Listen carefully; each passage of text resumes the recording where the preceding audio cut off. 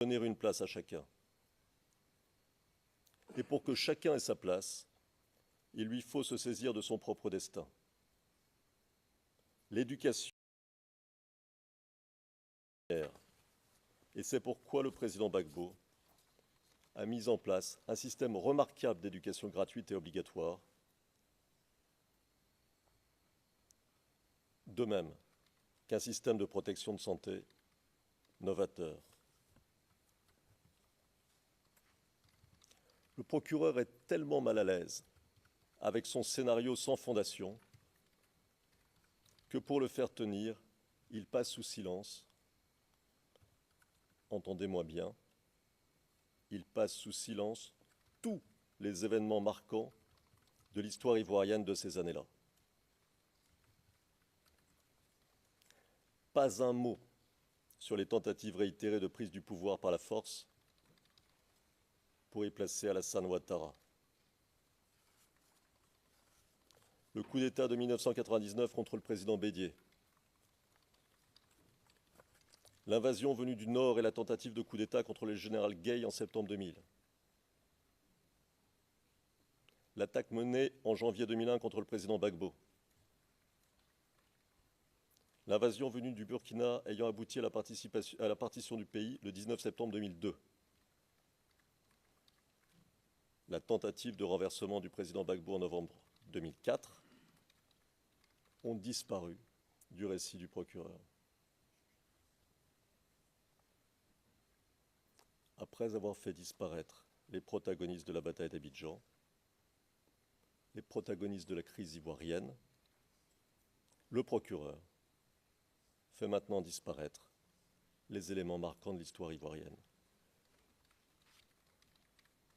Il est dommage qu'il n'ait pas pris la peine de s'intéresser aux rebelles pro-Ouattara, à ceux qui ont ravagé le nord du pays pendant des années. S'intéresser à eux donne à comprendre l'histoire d'une autre façon que ce qu'en dit le procureur. Qui sont les rebelles ?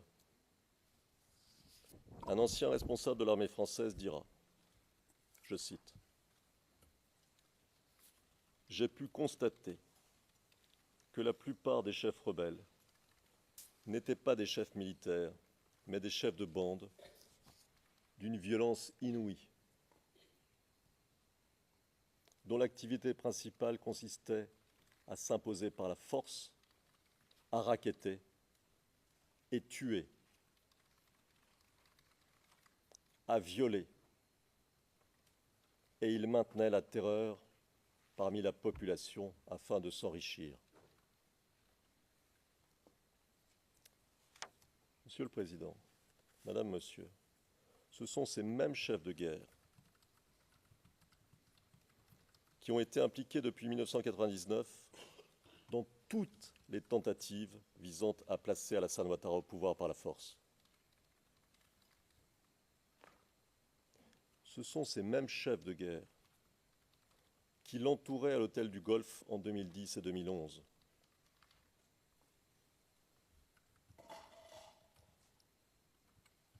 Ces mêmes chefs de guerre qui mettaient alors en application la stratégie de prise du pouvoir par la force. Et ce sont ces mêmes chefs de guerre qui sont aujourd'hui au pouvoir en Côte d'Ivoire. Il y a de cela 3 ans, lors de l'audience de confirmation des charges, je demandais au procureur s'il comptait poursuivre ceux qui, aujourd'hui au pouvoir en Côte d'Ivoire, sont suspectés par les organisations de défense des droits de l'homme de crimes de masse, de crimes contre l'humanité. Malgré l'existence de preuves, malgré l'engagement qu'a pris vendredi le procureur, je vous parie qu'aucun d'entre les soutiens d'Alassane Ouattara ne sera jamais poursuivi ici. Voilà ce qui arrive lorsque l'on suit les postulats et la logique d'un récit construit par d'autres, on en est prisonnier. Plutôt que de faire face à la réalité et d'en tirer les conséquences, par exemple, en donnant à lire à la Cour un récit des incidents plus respectueux de la vérité historique, c'est la réalité que l'on tente de forcer pour la faire coller au récit. Mais faire disparaître les bourreaux,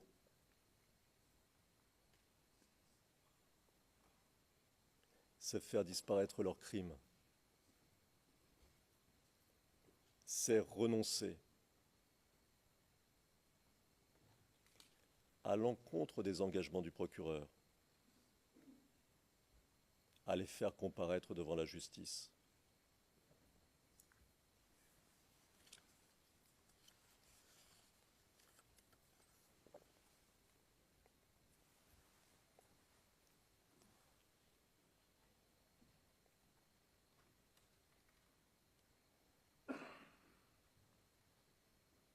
Faire disparaître les bourreaux, c'est faire disparaître la souffrance vécue par des dizaines de milliers d'Ivoiriennes et d'Ivoiriens. Vous voyez, transformer la réalité se fait ici aux dépens de ceux qui ont souffert. Je pense notamment aux Ivoiriennes, les premières victimes du conflit, torturées, humiliées, violées, parfois devant leur famille, et pour finir, portant l'enfant de leur bourreau. La souffrance n'est pas divisible. Elle n'appartient pas à un camp, elle n'appartient pas à une ethnie. Réécrire l'histoire, comme le fait le procureur, n'attend pas seulement à la vérité. C'est aussi, et avant tout, une atteinte au vécu de chacun des Ivoiriens et à sa souffrance. Monsieur le Président, Madame, Monsieur, nous sommes en 2016. Cela fait presque 5 ans que le procureur enquête. 5 ans d'enquête pour en arriver à cette faillite. 5 ans d'enquête pour préparer une catastrophe judiciaire annoncée dès 2013 par certains des juges de la Chambre préliminaire. Les silences, les manques, les failles, les contradictions du dossier du procureur donnent à voir en creux la vérité. Il vous appartiendra de la dire. Vous êtes la justice. Pour la première fois dans l'histoire des relations internationales, il est donné à des juges internationaux et indépendants le pouvoir de dire non. Le pouvoir de condamner les manœuvres d'intérêts économiques et politiques puissants. Le pouvoir de condamner la corruption dont ils se nourrissent. Le pouvoir de condamner le mépris dans lequel ces intérêts tiennent les institutions des pays. Ainsi, vous pourrez dire non à un monde ancien, archaïque, au monde de la domination et de la violence. Vous pourrez faire entendre la voix de la raison, la voix de la modernité, dire le juste. En proclamant la vérité, vous rendrez son histoire à la Côte d'Ivoire, vous rendrez leur dignité aux Ivoiriens et vous poserez enfin les fondements d'une vraie réconciliation. Merci.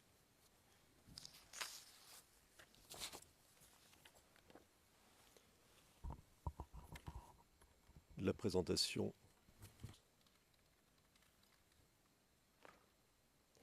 Ce sont ces mêmes chefs de guerre qui l'entouraient à l'hôtel du Golfe en 2010 et 2011.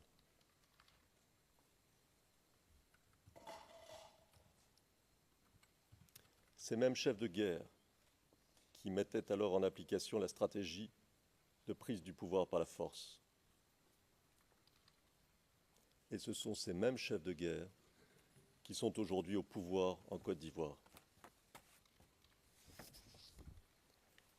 Il y a de cela 3 ans, lors de l'audience de confirmation des charges, je demandais au procureur s'il comptait poursuivre ceux qui, aujourd'hui au pouvoir en Côte d'Ivoire, sont suspectés par les organisations de défense des droits de l'homme de crimes de masse, de crimes contre l'humanité. Malgré l'existence de preuves, malgré l'engagement qu'a pris vendredi le procureur, je vous parie qu'aucun d'entre les soutiens d'Alassane Ouattara ne sera jamais poursuivi ici. Voilà ce qui arrive lorsque l'on suit les postulats et la logique d'un récit construit par d'autres. On en est prisonnier, violé, parfois devant leur famille, et pour finir, portant l'enfant de leur bourreau. La souffrance n'est pas divisible. Elle n'appartient pas à un camp, elle n'appartient pas à une ethnie. Réécrire l'histoire, comme le fait le procureur, n'attend pas seulement à la vérité. C'est aussi, et avant tout, une atteinte au vécu de chacun des Ivoiriens et à sa souffrance. Monsieur le Président, Madame, Monsieur, nous sommes en 2016. Cela fait presque 5 ans que le procureur enquête. 5 ans d'enquête pour en arriver à cette faillite. 5 ans d'enquête pour préparer une catastrophe judiciaire annoncée dès 2013 par certains des juges de la Chambre préliminaire. Les silences, les manques, les failles, les contradictions du dossier du procureur donnent à voir en creux la vérité. Il vous appartiendra de la dire. Vous êtes la justice.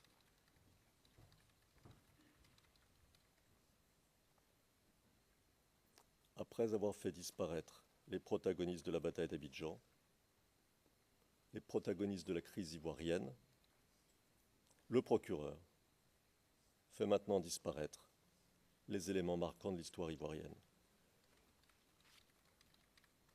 Il est dommage qu'il n'ait pas pris la peine de s'intéresser aux rebelles pro-Ouattara, à ceux qui ont ravagé le nord du pays pendant des années.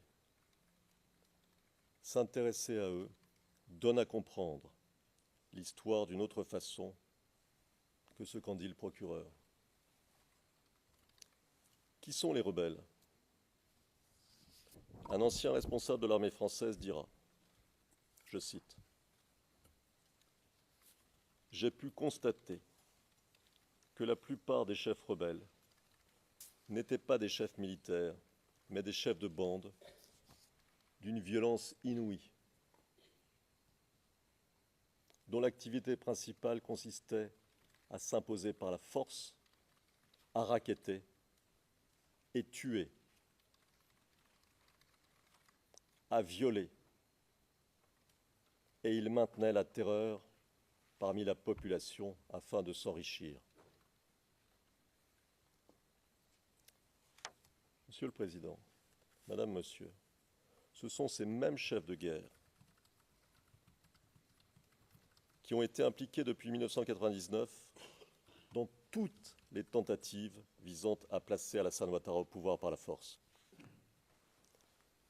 Plutôt que de faire face à la réalité et d'en tirer les conséquences, par exemple, en donnant à lire à la Cour un récit des incidents plus respectueux de la vérité historique, c'est la réalité que l'on tente de forcer pour la faire coller au récit. Mais faire disparaître les bourreaux,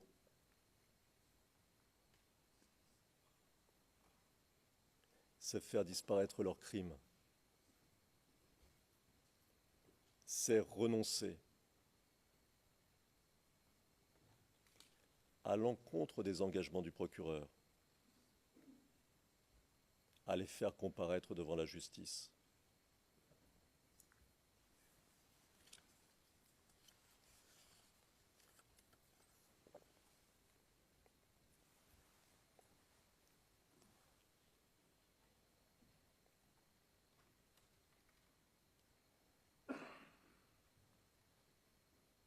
Faire disparaître les bourreaux, c'est faire disparaître la souffrance vécue par des dizaines de milliers d'Ivoiriennes et d'Ivoiriens. Vous voyez, transformer la réalité se fait ici aux dépens de ceux qui ont souffert. Je pense notamment aux Ivoiriennes, les premières victimes du conflit, torturées, humiliées. Donner une place à chacun. Et pour que chacun ait sa place, il lui faut se saisir de son propre destin. L'éducation. Et c'est pourquoi le président Gbagbo a mis en place un système remarquable d'éducation gratuite et obligatoire, de même qu'un système de protection de santé novateur. Le procureur est tellement mal à l'aise avec son scénario sans fondation que pour le faire tenir, il passe sous silence. Entendez-moi bien, il passe sous silence tous les événements marquants de l'histoire ivoirienne de ces années-là. Pas un mot sur les tentatives réitérées de prise du pouvoir par la force pour y placer Alassane Ouattara. Le coup d'État de 1999 contre le président Bédié. L'invasion venue du Nord et la tentative de coup d'État contre le général Gueye en septembre 2000. L'attaque menée en janvier 2001 contre le président Gbagbo. L'invasion venue du Burkina ayant abouti à la partition du pays le 19 septembre 2002. La tentative de renversement du président Gbagbo en novembre 2004 ont disparu du récit du procureur.